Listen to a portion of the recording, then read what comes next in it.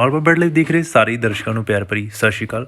ਸੋ ਤੁਹਾਡੇ ਸਾਹਮਣੇ ਅੱਜ 2022 ਦਾ ਜਿਹੜਾ ਪੇਪਰ ਹੋਇਆ ਸੀ ਕਨਸਟੇਬਲ ਤੇ ਸਬ ਇੰਸਪੈਕਟਰ ਦਾ ਤੇ ਹੈੱਡ ਕਨਸਟੇਬਲ ਦਾ, ਉਹਨਾਂ ਵਿੱਚੋਂ ਸਬ ਇੰਸਪੈਕਟਰ ਦੇ ਪੇਪਰ ਦਾ ਅੱਜ ਇੰਡੀਅਨ ਪੋਲਿਟੀ ਦਾ ਜਿਹੜਾ ਹਿੱਸਾ ਸੀ ਉਹ ਆਪਾਂ ਦੇਖਦੇ ਹਾਂ। ਠੀਕ ਹੈ ਜੀ, ਤੇ ਤੁਹਾਨੂੰ ਪਤਾ ਲੱਗ ਜਾਵੇਗਾ ਪੇਪਰ ਕਿਸ ਲੈਵਲ ਦਾ ਹੁੰਦਾ ਹੈ। ਵਿੱਚੋਂ ਮੇਰੇ ਅਕੋਰਡਿੰਗ ਤਾਂ ਪੇਪਰ ਜਮਾਂ ਰੱਦੀ ਸੀ, ਪੇਪਰ ਦੇ ਵਿੱਚ ਕੱਖ ਨਹੀਂ ਸੀ, ਕੋਈ ਇੰਪੋਰਟੈਂਟ ਲੱਗਦਾ ਨਹੀਂ ਪਿਆ ਸੀ। ਇੰਨਾ ਹਾਸੇ ਵਾਲਾ ਪੇਪਰ ਸੀ, ਮੈਂ ਕਹਿੰਦਾ ਜੀ ਮੈਨੂੰ ਹਜੇ ਤੱਕ ਕੁਐਸਚਨ ਦੇ ਆਨਸਰ ਆਉਂਦੇ ਆ। ਜੇ ਅਗਰ ਮੈਂ ਜਾਂਦਾ ਪੇਪਰ ਦੇਣ ਤੁਹਾਡੀ ਥਾਂ 'ਤੇ, ਮੇਬੀ ਮੇਰੇ ਜਿਵੇਂ ਇਹ ਜੇ ਪੇਪਰ ਏ ਹੈ, ਪਾਰਟ ਏ 400 ਨੰਬਰ ਦਾ, ਤਾਂ ਮੇਰੇ ਲਗਭਗ ਮੈਨੂੰ ਲੱਗਦਾ 350 ਦੇ ਕਰੀਬ ਨੰਬਰ ਆ ਜਾਣੇ ਸੀ। ਕਿਉਂਕਿ ਕਰੰਟ ਅਫੇਅਰਸ ਤੁਹਾਨੂੰ ਪਤਾ ਹੈ ਉਹ ਰੈਗੂਲਰ ਕਰਦਾ ਹੋਵੇ ਫਿਰ ਤਾਂ ਬੰਦੇ ਨੂੰ ਯਾਦ ਰਹਿੰਦੇ ਆ। ਠੀਕ ਹੈ ਜੀ, ਉਹ ਤਾਂ ਖਬਰਾਂ ਦੇ ਅਕੋਰਡਿੰਗ ਹੈ ਜੇ ਤੁਹਾਨੂੰ ਯਾਦ ਹੈਗੇ। ਠੀਕ ਹੈ, ਜੇ ਅਗਰ ਦੂਜੂ ਲਾਈਏ ਜਿਹੜੇ ਬਾਕੀ ਦੇ ਪੇਪਰ ਹੈ, ਜਿਵੇਂ ਪੰਜਾਬੀ ਦਾ ਪੇਪਰ ਵਿੱਚ ਹੈ ਅਤੇ ਮੈਥ ਦਾ ਵਿੱਚ ਹੈ ਅਤੇ ਆਹ ਇੰਡੀਅਨ ਪੋਲਿਟੀ, ਮੈਨੂੰ ਲੱਗਦਾ ਪੇਪਰ ਤਾਂ ਜਮਾਂ ਰੱਦੀ ਸੀ। ਤੁਹਾਡੇ ਕੋਲ ਜੇ 2 ਘੰਟੇ ਦਾ ਟਾਈਮ ਹੈ ਤਾਂ ਮੈਨੂੰ ਲੱਗਦਾ ਵੀ ਤੁਸੀਂ 1.5 ਜਾਂ 1 ਘੰਟੇ ਵਿੱਚ ਨਿਬੇੜ ਸਕਦੇ ਸੀ। ਪੇਪਰ ਬਹੁਤ ਹੀ ਈਜ਼ੀ ਸੀ। ਸੋ ਅੱਜ ਆਪਾਂ ਗੱਲ ਕਰਦੇ ਹਾਂ ਸਾਰੇ ਪੇਪਰ ਨੂੰ, ਤੁਹਾਨੂੰ ਦੱਸਦੇ ਹਾਂ ਕਿਹੜਾ ਆਪਸ਼ਨ ਕਿਵੇਂ ਆਵੇਗਾ ਅਤੇ ਕਿਵੇਂ ਦਾ ਪੇਪਰ ਸੀ, ਲੈਵਲ ਕਿਵੇਂ ਦਾ ਰਿਹਾ ਅਤੇ ਤੁਹਾਨੂੰ ਕਿੰਨਾ ਕੁ ਪੜ੍ਹਨਾ ਚਾਹੀਦਾ ਅਤੇ ਉਹ ਵੀ ਤੁਹਾਨੂੰ ਦੱਸੂਗਾ। ਠੀਕ ਹੈ, ਵੀਡੀਓ ਨਾਲ ਬਣੇ ਰਹੋ। ਸੋ ਵੀਡੀਓ ਨੂੰ ਲਾਈਕ ਕਰਿਓ, ਜੇ ਚੰਗੀ ਲੱਗੀ ਤਾਂ ਸਬਸਕ੍ਰਾਈਬ ਕਰਿਓ। ਆਉਣ ਵਾਲੇ ਵੀਡੀਓਜ਼ ਦੇ ਵਿੱਚ ਆਪਾਂ ਹੋਰ ਵੀ ਪੇਪਰ ਦੀ ਗੱਲ ਕਰਾਂਗੇ। ਪੰਜਾਬੀ ਦਾ ਹੋ ਗਿਆ, ਮੈਥ ਦਾ ਹੋ ਗਿਆ, ਰੀਜ਼ਨਿੰਗ ਦਾ ਹੋ ਗਿਆ, ਸਾਰੇ ਪੇਪਰ ਦੀ ਗੱਲ ਕਰਿਆ ਕਰਾਂਗੇ। ਠੀਕ ਹੈ, ਅਲੱਗ-ਅਲੱਗ ਵੀਡੀਓ ਵਿੱਚ ਤੁਹਾਨੂੰ ਅਲੱਗ-ਅਲੱਗ ਸਮਝ ਆ ਜਾਵੇਗੀ ਵੀ ਕਿਹੜੇ ਲੈਵਲ ਦਾ ਰਹੇਗਾ। ਜੇ ਇੱਕੋ ਵੀਡੀਓ ਬਣਾਉਣਾ ਤਾਂ ਤੁਸੀਂ ਮਤਲਬ ਕਿ ਭਟਕ ਜਾਓਗੇ, ਮਤਲਬ ਕਿ ਉਲਝ ਜਾਓਗੇ ਵੀ ਅਸੀਂ ਕਿਹੜੇ ਪੇਪਰ ਨੂੰ ਪਹਿਲਾਂ ਦੇਈਏ। ਹੁਣ ਪਹਿਲਾਂ ਆਪਾਂ ਕਰਦੇ ਹਾਂ ਪੋਲਿਟੀ ਦੇ ਪੇਪਰ। ਠੀਕ ਹੈ, ਹੁਣ ਦੇਖੋ ਜੀ, ਪਹਿਲਾ ਕੁਐਸਚਨ 39th ਤੋਂ ਸ਼ੁਰੂ ਹੋਇਆ ਸੀ। ਕਮ ਸੇ ਕਮ 11 ਕੁਐਸਚਨ ਇਹਨਾਂ ਨੇ ਪੋਲਿਟੀ ਦੇ ਪਾਏ ਹੈ। ਸੋ ਇਹਨਾਂ ਨੇ ਪਹਿਲਾ ਕੁਐਸਚਨ ਕੀ ਕਿਹਾ, ਹੂ ਇੰਪੋਜ਼ਡ ਦਾ ਨੈਸ਼ਨਲ ਇਮਰਜੈਂਸੀ ਇਨ ਇੰਡੀਆ, ਹੈ ਨਾ, 1975 ਦੇ ਵਿੱਚ। ਸੋ ਦੋਸਤੋ ਦੇਖੋ, ਰਾਜੀਵ ਗਾਂਧੀ ਆ ਨਹੀਂ ਸਕਦਾ, ਸੰਜੇ ਗਾਂਧੀ ਬਿਲਕੁਲ ਨਹੀਂ ਆ ਸਕਦਾ, ਮਨਿਕਾ ਗਾਂਧੀ ਤਾਂ ਆ ਹੀ ਨਹੀਂ ਸਕਦਾ। ਇੰਦਰਾ ਗਾਂਧੀ ਦਾ ਉਹਦਾ ਰੂਲ ਚੱਲਦਾ ਪਿਆ ਸੀ ਅਤੇ ਇੰਦਰਾ ਗਾਂਧੀ ਹੈ। ਠੀਕ ਹੈ ਜੀ, ਸੋ ਐਵੇਂ ਤੁਸੀਂ ਟੈਨਸ਼ਨ ਲਿੱਤੀ ਹੈ ਬਿਨਾਂ ਕਾਹ ਤੋਂ। ਇਹੋ ਜਿਹੇ ਕੁਐਸਚਨ ਲੱਲੇ ਜਿਹੇ ਕੁਐਸਚਨ ਹੈ ਜੀ। ਦੇਖੋ ਜੀ, ਇਹ ਤਾਂ ਬੰਦੇ ਨੂੰ ਨੋਰਮਲੀ ਊਂ ਹੀ ਪਤਾ ਹੁੰਦੇ ਆ ਬੰਦੇ ਨੇ ਜੇ ਅਗਰ ਪੜ੍ਹਿਆ ਹੋਵੇ। ਵਿਚ of the district in Punjab has highest rate of population, 2011 ਦੀ ਜਨਸੰਖਿਆ ਮੋਹਾਲੀ ਦੀ ਰਹੀ ਹੈ। ਦੇਖੋ ਜੀ, ਫਰੀਦਕੋਟ ਛੋਟਾ ਜਿਹਾ ਸ਼ਹਿਰ ਹੈ, ਤਰਨਤਾਰਨ ਦੇ ਵਿੱਚ ਇੰਨੀ ਹੈ ਨਹੀਂ ਗੀ, ਕਪੂਰਥਲਾ ਦੇ ਵਿੱਚ ਵੀ ਇੰਨੀ ਹੈ ਨਹੀਂ ਆਬਾਦੀ। ਮੋਹਾਲੀ ਦੇ ਵਿੱਚ ਆਪਣੇ ਪੰਜਾਬੀ ਜਾ ਕੇ ਰਹਿੰਦੇ ਆ ਅਤੇ ਉੱਥੋਂ ਦੀ ਜਨਸੰਖਿਆ ਤਾਂ ਵਧਣੀ ਹੈ। ਠੀਕ ਹੈ ਜੀ, ਕਿਉਂਕਿ ਸਾਰੇ ਪਿੰਡਾਂ ਤੋਂ ਉੱਠ ਕੇ ਹੁਣ ਮੋਹਾਲੀ ਵੱਲ ਨੂੰ ਤੁਰ ਪਏ ਆ, ਤੁਸੀਂ ਆਪ ਸੋਚੋ। ਸੋ ਮੋਹਾਲੀ ਹੈ। ਠੀਕ ਹੈ ਜੀ, ਸੋ ਕੌਨਸਟੀਟਿਊਸ਼ਨ 73rd ਅਮੈਂਡਮੈਂਟ 1992 'ਚ ਜਿਹੜੀ ਆਈ ਸੀ, 92 ਵਿੱਚ ਉਹਨਾਂ ਨੇ ਨਿਊ ਪਾਰਟ ਜਿਹੜਾ 1X ਮਤਲਬ ਕਿ 9th ਜਿਹੜਾ ਕੌਨਸਟੀਟਿਊਸ਼ਨ ਆਫ ਆਰਟੀਕਲ 16 ਨਾਲ ਜਿਹੜਾ ਰਿਲੇਟ ਕਰਦਾ ਹੈ, ਮਤਲਬ ਸ਼ੈਡਿਊਲ ਕਿਹੜਾ ਹੈ। ਠੀਕ ਹੈ, ਅਤੇ ਇਹ ਸ਼ੈਡਿਊਲ ਜਿਹੜੇ ਆਪਾਂ ਪੜ੍ਹੇ ਹੋਏ 12 ਸ਼ੈਡਿਊਲ ਦੇ ਵਿੱਚੋਂ ਕਿਹੜਾ ਸ਼ੈਡਿਊਲ ਇਹਦੇ ਨਾਲ ਡੀਲ ਕਰਦਾ ਹੈ। ਸੋ ਠੀਕ ਹੈ, ਇਸ ਦਾ ਆਪਣਾ ਆਉਣਾ ਹੈ ਡੀ ਆਨਸਰ। ਠੀਕ ਹੈ ਜੀ, 11th ਸ਼ੈਡਿਊਲ, ਜਿਸ ਦੇ ਵਿੱਚ ਤੁਹਾਨੂੰ ਜਿਹੜਾ 16 ਆਰਟੀਕਲ ਹੈ ਨਾ ਉਹਦੇ ਨਾਲ ਮਾਪ ਕਰਦਾ ਹੈ। ਠੀਕ ਹੈ ਜੀ, ਸੋ ਅਗਲਾ ਕੁਐਸਚਨ ਕਰਦੇ ਹਾਂ। First meeting of constituent assembly was presided over doctor Sachchidananda Sinha, ਜਿਹੜੇ ਕਿ ਪਰਮਾਨੈਂਟ ਨਹੀਂ ਸੀ, ਟੈਂਪਰੇਰੀ ਸੀ। ਪਹਿਲੀ ਮੀਟਿੰਗ ਜਿਹੜੀ 9 ਦਸੰਬਰ 1946 ਨੂੰ ਹੋਈ ਹੋਣੀ ਹੈ ਨਾ ਜੀ, ਉਹ ਮੈਨੂੰ ਹਜੇ ਤੱਕ ਥੋੜ੍ਹਾ ਬਹੁਤਾ ਯਾਦ ਹੈ। Who among the elected the president of constituent assembly, ਕਿਹਨੂੰ ਉਹਨਾਂ ਨੇ ਪ੍ਰੈਜ਼ੀਡੈਂਟ ਚੁਣਿਆ ਸੀ। ਐਡਾ ਸੌਖਾ ਕੁਐਸਚਨ ਹੈ ਜੀ, ਡਾਕਟਰ ਰਜਿੰਦਰ ਪ੍ਰਸਾਦ ਜੀ ਨੂੰ ਚੁਣਿਆ ਗਿਆ। ਠੀਕ ਹੈ ਜੀ, ਇਹੋ ਜਿਹੇ ਕੁਐਸਚਨ ਤੁਹਾਨੂੰ ਨਿੱਕੇ ਕੁਐਸਚਨ ਜੇ ਅਗਰ ਤੁਸੀਂ ਆਉਂਦੇ ਹੀ ਨਹੀਂ, ਜੇ ਫਾਇਦਾ ਕੀ, ਇਹ ਸਟਾਰਟਿੰਗ ਕੌਨਸਟੀਟਿਊਸ਼ਨ ਹੈ, ਇਟਸ ਫੀਚਰ ਦੇ ਵਿੱਚੋਂ ਕੁਐਸਚਨ ਹੈ। ਠੀਕ ਹੈ ਜੀ, ਸੋ ਡਾਕਟਰ ਰਜਿੰਦਰ ਪ੍ਰਸਾਦ ਜੀ ਨੂੰ ਚੁਣਿਆ ਗਿਆ ਸੀ ਐਜ਼ ਅ ਪ੍ਰੈਜ਼ੀਡੈਂਟ।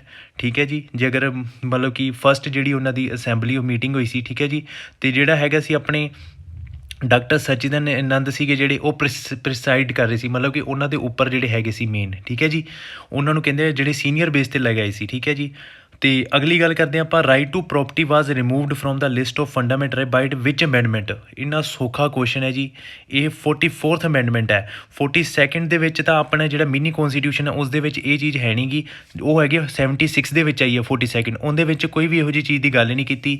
ਇਸ ਰਾਈਟ ਟੂ ਪ੍ਰੋਪਰਟੀ ਜਿਹੜਾ ਹੈਗਾ ਆਪਣਾ ਆਰਟੀਕਲ ਜਿਹੜਾ ਫੰਡਾਮੈਂਟਲ ਰਾਈਟਸ ਦੇ ਵਿੱਚ ਆਉਂਦਾ, ਉਹਦੇ ਵਿੱਚ 78 ਜਿਹੜਾ ਅਮੈਂਡਮੈਂਟ ਕਿਹਦੇ ਵਿੱਚ ਹੈ, 44th ਦੀ, ਅਤੇ 76 ਲਿਖਿਆ 1976 ਦੀ, ਉਹ 42 ਅਮੈਂਡਮੈਂਟ ਹੈ।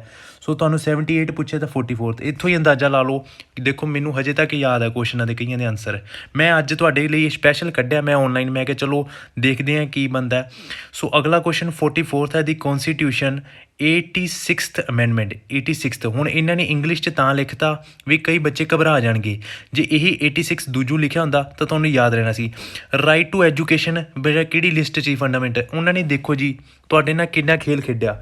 ਵੀ 86 ਤੇ ਮੈਥ ਦੇ ਅੱਖਰਾਂ 'ਚ ਨਹੀਂ ਲਿਖਿਆ, ਇੰਗਲਿਸ਼ ਦੇ ਅੱਖਰਾਂ ਲਿਖਤਾ ਵੀ ਬੱਚਾ ਘਬਰਾ ਜੇ।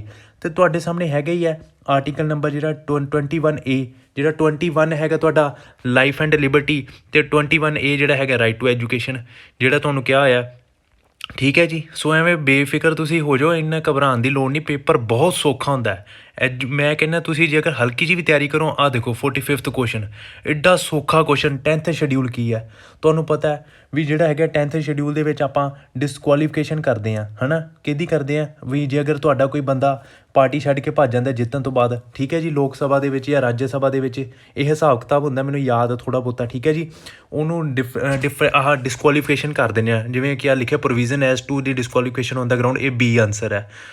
ਕਿਹੋ ਜਿਹੀਆਂ ਮਤਲਬ ਕਿ ਪੇਪਰ ਮੈਂ ਹੈਰਾਨ ਆ, ਗੌਰਮੈਂਟ ਪੰਜਾਬ ਦੀ ਇਹੋ ਜਿਹੇ ਪੇਪਰ ਪਾਉਂਦੀ ਪਈ ਹੈ ਜਿਹੜੇ ਕਿ ਬੱਚੇ ਹਜੇ ਵੀ ਨਹੀਂ ਕਰੈਕ ਕਰ ਸਕਦੇ, ਫਿਰ ਤਾਂ ਬਹੁਤ ਮਾੜੀ ਗੱਲ ਹੈ ਜੀ। ਕਹਿੰਦੇ ਵਿਚ of the following articles of the constitution of India provides the that there shall be a council of ministers with prime minister as the head of aid and advise the president who shall exercise his exercise and functions. ਠੀਕ ਹੈ, ਹੁਣ ਇਹਦੇ ਵਿੱਚੋਂ article ਦੱਸਣਾ ਜੀ, ਬਹੁਤ ਸੌਖਾ article 74 ਤੇ 1। ਠੀਕ ਹੈ ਜੀ। ਪਹਿਲਾ ਆਰਟੀਕਲ ਹੀ ਮਤਲਬ ਪਹਿਲਾ ਆਪਸ਼ਨ ਹੀ ਤੁਹਾਡਾ ਆਨਸਰ ਸੀਗਾ। ਜਿਨ੍ਹਾਂ ਨੇ ਤੁੱਕਾ ਲਾਇਆ ਉਹਨਾਂ ਦਾ ਵੀ ਚੱਲ ਗਿਆ ਹੋਣਾ, ਜਿਨ੍ਹਾਂ ਨੇ ਮਤਲਬ ਕਹਿਣ ਦਾ ਭਾਵ ਪੜ੍ਹਿਆ ਹੋਊਗਾ ਪ੍ਰੈਜ਼ੀਡੈਂਟ ਵਾਲਾ। ਜੇਕਰ ਤੁਸੀਂ ਪ੍ਰੈਜ਼ੀਡੈਂਟ ਵਾਲੇ ਉਹ ਪੜ੍ਹੇ ਵੀ ਹੈ ਨਾ, ਮਤਲਬ ਪਾਰਟਸ ਪੜ੍ਹੇ ਆ, ਉਹਦੇ ਵਿੱਚ ਤੁਹਾਨੂੰ ਉਂਝ ਹੀ ਯਾਦ ਹੋ ਜਾਂਦਾ। ਠੀਕ ਹੈ ਜੀ। ਇਸ ਦਾ ਆਨਸਰ ਤੁਹਾਡਾ ਹੈਗਾ A ਆਪਸ਼ਨ। ਠੀਕ ਹੈ ਜੀ। ਸੋ ਅਗਲਾ ਕੁਐਸਚਨ ਦੀ ਗੱਲ ਕਰਦੇ ਹਾਂ। When a president is to be impeached for the violation of constitution ਅਤੇ ਚਾਰਜ ਸ਼ੈਲ ਬੀ ਪ੍ਰੈਫਰਡ। ਜਦੋਂ ਕੋਈ ਇੰਪੀਚ ਮਤਲਬ ਹੁੰਦਾ ਜੇ ਅਗਰ ਆਪਾਂ ਉਹਨੂੰ ਮਤਲਬ ਕਿ ਪ੍ਰੈਜ਼ੀਡੈਂਟ ਆਪਣਾ ਉਹਨੂੰ ਕੋਈ ਕੌਨਸਟੀਟਿਊਸ਼ਨ ਉਹਨੇ ਵਾਇਓਲੇਟ ਕੀਤਾ, ਮਤਲਬ ਕੋਈ ਖਰਾਬੀ ਕੀਤੀ ਹੈ ਕੌਨਸਟੀਟਿਊਸ਼ਨ ਦੇ, ਮਤਲਬ ਨਹੀਂ ਚੱਲਿਆ ਉਹਦੇ ਅਕੋਰਡਿੰਗ, ਤਾਂ ਉਹਨੂੰ ਕਿਹੜਾ ਬੰਦਾ ਬਾਹਰ ਕੱਢ ਸਕਦੇ ਅਤੇ ਉਹਦੇ ਰਿਲੇਟਡ ਕੌਣ ਮਤਲਬ ਕਿ ਜਾਰੀ ਕਰ ਸਕਦਾ ਸੰਸਦ ਵਿੱਚ। ਠੀਕ ਹੈ। ਸੋ ਤੁਹਾਨੂੰ ਪਤਾ ਹੀ ਹੈ ਮੇਰੇ ਦੋਸਤੋ ਵੀ ਇਸ ਦਾ ਜਿਹੜੇ ਹੈਗੇ ਦੋਵੇਂ ਹਾਊਸ ਕਰ ਸਕਦੇ ਆ, ਰਾਜ ਸਭਾ ਵੀ ਸ਼ੁਰੂ ਕਰ ਸਕਦਾ ਅਤੇ ਉਹ ਦੂਜਾ ਆਪਣਾ ਕਿ ਲੋਕ ਸਭਾ ਵੀ। ਇਹ ਨਿੱਕੀਆਂ ਜਿਹੀਆਂ ਗੱਲਾਂ ਤੁਹਾਨੂੰ ਪੁੱਛੀਆਂ ਗਈਆਂ, ਉਹ ਵੀ ਸਬ ਇੰਸਪੈਕਟਰ ਦਾ ਪੇਪਰ, ਜਿਹਦੇ 'ਚ 2 ਤਾਰੇ ਤੁਹਾਡੇ ਮੋਢਿਆਂ 'ਤੇ ਲੱਗਣੇ ਆ। ਠੀਕ ਹੈ। ਇਹ ਚੀਜ਼ਾਂ ਤੁਹਾਨੂੰ ਪਿੱਛੇ ਲੈ ਕੇ ਜਾਵੜਨਗੀਆਂ ਜੇ ਤੁਸੀਂ ਨਾ ਪੜ੍ਹੇ। ਸੋ ਪੋਲੀਟੀ ਨੂੰ ਤਾਂ 11 ਕੁਐਸਚਨ ਹੈ ਅਤੇ 11 ਕੁਐਸਚਨ ਨੂੰ ਗੁਣਾ 4 ਨਾ ਕਰੋ, 44 ਨੰਬਰ ਤੁਹਾਡੇ ਪੋਲੀਟੀ ਦੇ ਹੈ। ਐਡੇ ਸੌਖੇ ਕੁਐਸਚਨ ਹੈ, ਮੂੰਹ ਜ਼ਬਾਨੀ ਮੈਨੂੰ ਹਜੇ ਤੱਕ ਯਾਦ ਹੈ ਕੁਐਸਚਨ ਦੇ ਆਨਸਰ। ਨਾ ਹੀ ਮੈਂ ਕੋਈ ਆਪਸ਼ਨ ਲਿਖੇ ਹੈ, ਕਿਉਂਕਿ ਮੈਂ ਤੁਹਾਡੇ ਵਾਂਗੂ ਪਹਿਲਾਂ ਪੜ੍ਹਦਾ ਰਿਹਾ, ਮੈਨੂੰ ਹਜੇ ਤੱਕ ਚੀਜ਼ਾਂ ਯਾਦ ਹੈ। ਹੁਣ ਅਗਲਾ ਕਰ ਲੈਂਦੇ ਹਾਂ ਗੱਲ। The parliament has the power to form a new state, separation of territory from any state and by uniting two or more state parts of state uniting territory. ਮਤਲਬ ਕਹਿਣ ਦਾ ਭਾਵ ਇਹਨਾਂ ਨੇ ਕੁਐਸਚਨ ਦੀ ਗੱਲ ਕੀਤੀ ਹੈ ਵੀ ਜੇ ਅਗਰ ਤੁਹਾਡੀ ਇੰਡੀਆ ਦੀ ਕਿਸੇ ਸਟੇਟ ਨੂੰ ਤੋੜ ਕੇ, ਜਿਵੇਂ ਆਂਧਰਾ ਪ੍ਰਦੇਸ਼ ਨੂੰ ਤੇਲੰਗਾਨਾ ਬਣਾਇਆ ਜਿਹੜਾ, ਉਹ ਕਿਹੜੇ ਆਰਟੀਕਲ ਦੇ ਵਿੱਚ ਆਉਂਦਾ। ਸੋ ਦੋਸਤੋ ਘਬਰਾਉਣ ਦੀ ਲੋੜ ਨਹੀਂ। ਤੁਹਾਡੇ ਕੋਲ ਜਿਵੇਂ ਹੁਣ ਹੈਗਾ ਇਸ ਦੇ ਵਿੱਚ ਆਰਟੀਕਲ 2 ਦੇ ਵਿੱਚ ਕੀ ਹੁੰਦਾ, ਆਰਟੀਕਲ 2 ਦੇ ਵਿੱਚ ਹੁੰਦਾ ਜੇ ਅਗਰ ਆਪਾਂ ਬਾਹਰੋਂ ਕਿਥੋਂ ਸਟੇਟ ਚੱਕਣੀ ਹੋਵੇ, ਜਿਵੇਂ ਇੰਡੀਆ ਦੇ ਬਾਹਰਲੇ ਇਲਾਕਿਆਂ ਤੋਂ, ਜੇ ਆਰਟੀਕਲ 3 ਆਨਸਰ ਰਹਿੰਦਾ। ਠੀਕ ਹੈ ਜੀ। ਆਰਟੀਕਲ 3 ਦੇ ਵਿੱਚ ਜੇ ਆਪਾਂ ਅੰਦਰਲੀ ਐਗਜ਼ਿਸਟਿੰਗ ਸਟੇਟ ਨੂੰ ਹੀ ਆਪਣਾ ਆਪਦਾ ਬਣਾਉਣਾ ਹੋਵੇ, ਐਗਜ਼ਿਸਟਿੰਗ ਮਤਲਬ ਜਿਹੜੀ ਆਪਣੀ ਇੰਡੀਆ ਦੇ ਵਿੱਚ ਕੋਈ ਸਟੇਟ ਹੈ, ਜਿਵੇਂ ਆਂਧਰਾ ਪ੍ਰਦੇਸ਼ ਤੋਂ ਤੇਲੰਗਾਨਾ ਬਣਾਈ ਹੈ, ਉਵੇਂ ਆਰਟੀਕਲ 3 ਆਨਸਰ। ਯਾਰ ਦੇਖੋ ਕਿੱਡੇ ਸੌਖੇ ਕੁਐਸਚਨ ਹੈ, ਹਜੇ ਪਹਿਲਿਆਂ 'ਚੋਂ ਹੀ ਪੁੱਛਿਆ ਉਹਨਾਂ ਨੇ, ਪਹਿਲਿਆਂ ਦੇ ਵਿੱਚੋਂ ਆਨਸਰ। ਪਹਿਲੇ ਮਤਲਬ ਕਹਿੰਦਾ ਭਾਵ ਜੇ ਅਗਰ ਤੁਸੀਂ ਫੰਡਾਮੈਂਟਲ ਰਾਈਟ ਤੱਕ ਵੀ ਤਿਆਰੀ ਕੀਤੀ ਹੈ ਨਾ, ਤਾਂ ਵੀ ਤੁਹਾਡਾ ਮਤਲਬ ਕਹਿਣ ਦਾ ਭਾਵ 10 ਜਾਂ 15 ਕੁਐਸਚਨ ਦੇ ਵਿੱਚੋਂ ਮਤਲਬ ਕਿ ਤੁਹਾਡੇ 8 ਜਾਂ 7 ਨੰਬਰ ਆ ਜਾਣਗੇ। ਹੁਣ ਅਗਲਾ ਕੁਐਸਚਨ ਕੀ ਪੁੱਛਿਆ ਵੀ 250 ਮੈਂਬਰ ਜਿਹੜੇ ਹੁੰਦੇ ਆ ਮਤਲਬ ਰਾਜ ਸਭਾ ਦੇ ਵਿੱਚ, ਹੈ ਨਾ, ਉਹ ਕਿੰਨੇ ਨੋਮੀਨੇਟ ਪ੍ਰੈਜ਼ੀਡੈਂਟ ਕਰਦਾ। ਐਡਾ ਸੌਖਾ ਕੁਐਸਚਨ। ਜਿਹੜੇ ਤਾਂ 2 ਐਂਗਲੋ ਇੰਡੀਅਨ 'ਚ ਕਰਦਾ ਸੀ, ਉਹ ਕਰਦਾ ਸੀ ਲੋਕ ਸਭਾ ਦੇ ਵਿੱਚ, ਰਾਜ ਸਭਾ ਦੇ ਵਿੱਚ 12। ਲੈ ਜੀ, ਐਡਾ ਸੌਖਾ ਕੁਐਸਚਨ ਕਦੇ ਜ਼ਿੰਦਗੀ 'ਚ, ਮੈਂ ਕਹਿੰਦਾ ਜੀ ਮੈਂ ਤੁਹਾਡੀ ਥਾਂ 'ਤੇ ਹੁੰਦਾ, ਮੈਨੂੰ ਲੱਗਦਾ ਮੈਂ ਅੱਜ ਸਬ ਇੰਸਪੈਕਟਰ ਦੀ ਪੋਸਟ 'ਤੇ ਬੈਠਾ ਹੋਣਾ ਸੀ। ਠੀਕ ਹੈ ਜੀ। ਸੋ ਅਗਲੇ ਦੀ ਗੱਲ ਕਰਦੇ ਹਾਂ। ਹਾਈ ਕੋਰਟ ਹੈ ਜਿਹੜੀ, ਉਹ power have through to territory relation to ਵਿਚ exercise jurisdiction to issue writs enforcement of fundamental. ਜੇਕਰ ਫੰਡਾਮੈਂਟਲ ਰਾਈਟਸ ਨੂੰ ਜੇਕਰ ਉਹਨਾਂ ਨੇ ਕੀਤਾ, ਮਤਲਬ ਕਿ ਇਹਨਾਂ ਨੇ ਆਪਾਂ ਪੰਜਾਬੀ 'ਚ ਪੜ੍ਹ ਲੈਂਦੇ ਹਾਂ, ਇੰਗਲਿਸ਼ ਤਾਂ ਮੈਨੂੰ ਹਜੇ ਥੋੜ੍ਹਾ ਸਮਝ ਨਹੀਂ ਆਈ ਕਿਉਂਕਿ ਆਪਾਂ ਲਾਈਵ ਕਰ ਰਹੇ ਹਾਂ ਤੁਹਾਡੇ ਸਾਹਮਣੇ। ਹੇਠਾਂ ਦਿੱਤਿਆਂ ਵਿੱਚੋਂ ਕਿਹੜੇ ਅਨੁਛੇਦ ਪ੍ਰਦਾਨ ਕਰਦਾ ਹੈ ਕਿ ਹਰੇਕ ਉੱਚ ਅਦਾਲਤ ਨੂੰ ਉਹਨਾਂ ਸਾਰੀਆਂ ਖੇਤਰਾਂ ਵਿੱਚ ਸ਼ਕਤੀ ਪ੍ਰਾਪਤ ਹੋਵੇਗੀ ਜਿਨ੍ਹਾਂ ਦੇ ਸੰਬੰਧੀ ਵਿੱਚ ਉਹ ਮੌਲਿਕ ਅਧਿਕਾਰਾਂ ਦੀ ਪਾਲਣ ਲਈ ਜਾਂ ਕਿਸੇ ਹੋਰ ਉਦੇਸ਼ਾਂ ਲਈ ਰਿਟ ਜਾਰੀ ਕਰਨ ਦੇ ਆਧਾਰ 'ਤੇ ਖੇਤਰ ਦੀ ਵਰਤੋਂ ਕਰਦੇ ਹੈ।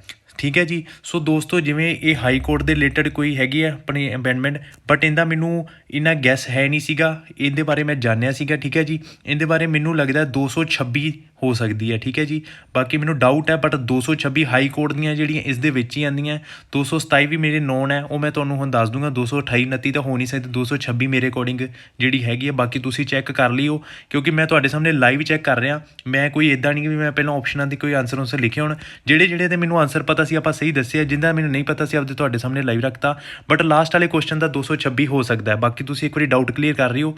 ਬਾਕੀ ਸਾਰਿਆਂ ਦਾ ਸਹੀ ਆਂਸਰ ਹੈ ਬਿਲਕੁਲ। ਜੇਕਰ ਤੁਹਾਨੂੰ ਫਿਰ ਵੀ ਸ਼ੱਕ ਹੈ ਤਾਂ ਮੈਂ ਤੁਹਾਨੂੰ ਵੇਖ ਲੈਣਾ PDF ਦੇ ਲਾਸਟ 'ਤੇ ਵੀ ਕਿਤੇ। ਬਾਕੀ ਮੈਥ ਦੇ ਆਪਾਂ ਅਗਲੀ ਵੀਡੀਓ ਦੇ ਵਿੱਚ ਸੋਲਵ ਕਰਾਂਗੇ, ਠੀਕ ਹੈ ਜੀ। ਪੇਪਰ ਮੇਰੇ ਕੋਲ ਸਾਰਾ ਹੈਗਾ, ਆਪਾਂ ਜਲਦੀ ਹੀ ਟੈਲੀਗ੍ਰਾਮ ਪੇਪਰ ਪੇਜ ਬਣਾਵਾਂਗੇ, ਉਸ ਦੇ ਵਿੱਚ ਵੀ ਤੁਹਾਨੂੰ ਸ਼ੇਅਰ ਕਰਾਂਗੇ। ਪਹਿਲਾਂ ਤੁਸੀਂ ਸਿਲੇਬਸ ਕੰਪਲੀਟ ਕਰ ਲਵੋ। ਜੇ ਮੈਂ ਇਹ ਸ਼ੇਅਰ ਕਰ ਦਿੱਤਾ ਫਿਰ ਤੁਸੀਂ ਹੌਸਲਾ ਛੱਡ ਜਾਵੋਗੇ, ਪੇਪਰ ਨਹੀਂ ਫਿਰ ਤਿਆਰੀ ਕਰੋਗੇ।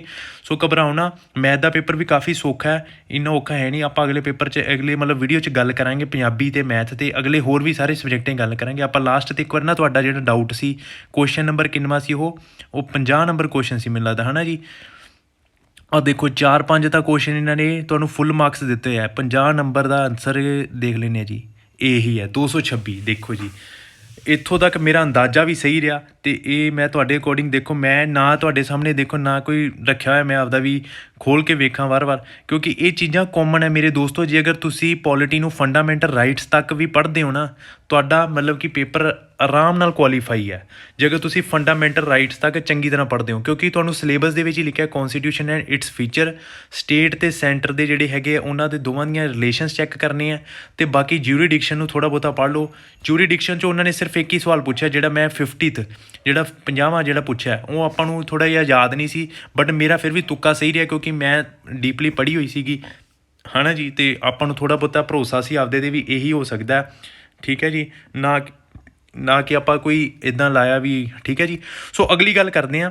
ਅਗਲੀ ਗੱਲ ਇਹ ਹੈ ਮੇਰੇ ਦੋਸਤੋ, ਹੁਣ ਅਗਲੀਆਂ ਵੀਡੀਓਜ਼ ਦੇ ਵਿੱਚ ਤੁਹਾਨੂੰ ਹੋਰ ਵੀ ਦੱਸਾਂਗੇ, ਠੀਕ ਹੈ। ਜਿਹੜੇ ਪੇਪਰ ਹੁਣ ਅੱਗੇ ਮੈਥ ਦੇ ਪੇਪਰ ਦੇ ਮੈਥ ਦੀ ਮੈਂ ਕੋਸ਼ਿਸ਼ ਕਰੂੰਗਾ ਮੈਂ ਇੱਕ ਸਮ ਤੁਹਾਨੂੰ ਦੱਸਾਂ ਵੀ ਕਿਹੜੀ ਐਕਸਰਸਾਈਜ਼ ਹੈ।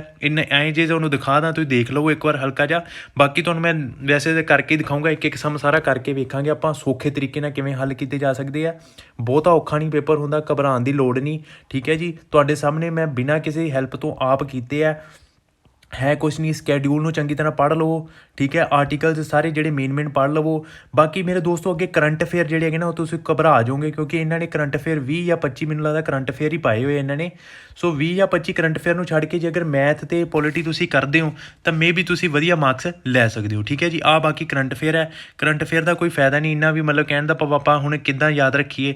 ਇਸ ਦਾ ਕਾਰਨ ਇਹੀ ਹੈ, ਜੇ ਅਗਰ ਤੁਸੀਂ ਡੇਲੀ ਪੜ੍ਹਦੇ ਹੋ ਅਖਬਾਰ ਜਾਂ ਤੁਸੀਂ ਨਿਊਜ਼ ਵੇਖਦੇ ਹੋ ਤੁਹਾਨੂੰ ਯਾਦ ਰਹੇਗਾ। ਨਹੀਂ ਤਾਂ ਮੇਰੇ ਅਕੋਰਡਿੰਗ ਤਾਂ ਜੇ ਅਗਰ ਤੁਸੀਂ ਕਰੰਟ ਅਫੇਅਰ ਨੂੰ ਛੱਡ ਕੇ ਜੇ ਬਾਕੀ ਚੀਜ਼ਾਂ ਕਰਦੇ ਹੋ, ਮੈਥ ਦਾ ਜਿਹੜਾ ਸਿਲੇਬਸ ਉਹਨਾਂ ਕਰਦੇ ਹੋ, ਤਾਂ ਡੈਫੀਨੇਟਲੀ ਤੁਸੀਂ ਕਲੀਅਰ ਕਰ ਜਾਵੋਗੇ। 11 ਕੁਐਸਚਨ ਦੇ ਵਿੱਚੋਂ ਜੇ ਮੇਰੇ ਮੰਨ ਲਓ 10 ਕੁਐਸਚਨ ਵੀ ਸਹੀ ਹੈ ਤਾਂ ਲਗਭਗ ਲਾ ਲਓ 10 ਗੁਣਾ 4 ਲਾ ਲਓ ਕੁਐਸਚਨ, 40 ਨੰਬਰ ਦਾ ਮੇਰੇ ਕੋਲ ਆ ਗਏ ਹੈ, ਠੀਕ ਹੈ ਜੀ। 40 ਨੰਬਰ ਮੇਰੇ ਬਣ ਗਿਆ। ਜੇ ਅਗਰ ਤੁਹਾਡੇ ਵੀ ਸਹੀ ਰਹੇ ਆ ਤਾਂ ਤੁਸੀਂ ਇੱਕ ਵਾਰੀ ਜ਼ਰੂਰ ਮੇਰੀ ਵੀਡੀਓ ਨੂੰ ਬੈਕ ਕਰਕੇ ਰੋਕ ਕੇ ਤੁਸੀਂ ਆਨਸਰ ਜਿਹੜੇ ਗੂਗਲ 'ਤੇ ਚੈੱਕ ਕਰ ਲਈਓ, ਕਿਉਂਕਿ ਆਪਾਂ ਤਾਂ ਸਹੀ ਦੱਸੇ ਆ। ਬਾਕੀ ਤੁਹਾਨੂੰ ਲਾਸਟ 'ਤੇ ਇੱਕ ਲਿਸਟ ਵੀ ਵਿਖਾਈ ਸੀ, ਲਿਸਟ ਨੂੰ ਤੁਸੀਂ ਸਕਰੀਨਸ਼ੋਟ ਲੈ ਕੇ ਰੱਖ ਕੇ ਚੈੱਕ ਕਰਦੇ ਰਹੀਓ। ਨੈਕਸਟ ਵੀਡੀਓ ਵਿੱਚ ਆਪਾਂ ਮੈਥ ਦੀ ਜਾਂ ਪੰਜਾਬੀ ਦੀ ਜਾਂ ਫਿਰ ਹੋਰ ਸਬਜੈਕਟ ਦੀ ਗੱਲ ਕਰਾਂਗੇ। ਸੋ ਵੀਡੀਓ ਨੂੰ ਸਬਸਕ੍ਰਾਈਬ ਜ਼ਰੂਰ ਕਰਿਓ, ਪੇਜ ਨੂੰ ਸਬਸਕ੍ਰਾਈਬ ਕਰਿਓ ਅਤੇ ਵੀਡੀਓ ਨੂੰ ਲਾਈਕ ਜ਼ਰੂਰ ਕਰਿਓ। ਕਮੈਂਟ ਸੈਕਸ਼ਨ ਵਿੱਚ ਆਪਣੇ ਸੁਝਾਅ ਪੁੱਛਿਓ। Thank you.